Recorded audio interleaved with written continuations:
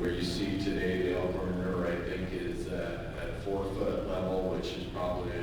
a little bit elevated, but maybe close to normal. At one time, it was 24 and a half feet at flood stage, and so think about how that spreads out in what is a fairly a part of Nebraska that is fairly flat to start out with. As you move across Nebraska, though, the impacts I think that other states in the Midwest and the upper Midwest especially have felt with long-term snow cover that has required additional feed resources, repeated bouts of long-term cold that has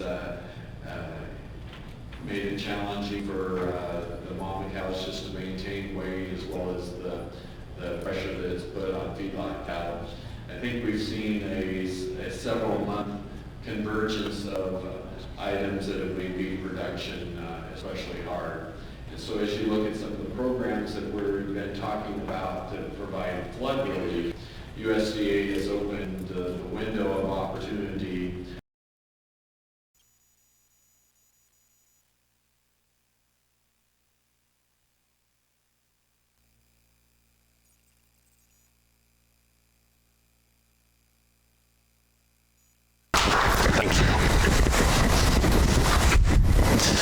So thank you for having me, and I appreciate the opportunity to be here today. I'm going to talk a little bit more broadly, maybe about some subjects that I think are of interest, and then Jack will maybe hone in a little bit more specifically on the topics that are specific to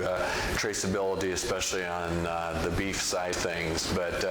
there's a lot happening across the animal industry right now as far as cares and concerns, and I'd just like to talk about a few of those just from a USDA perspective.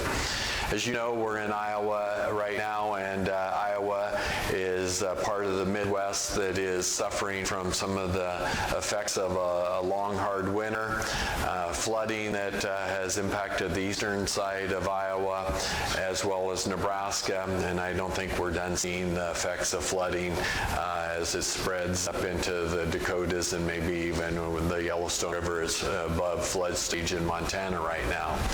And so USDA, I have had the opportunity to travel on behalf of the Secretary to see some of the impacts in my home state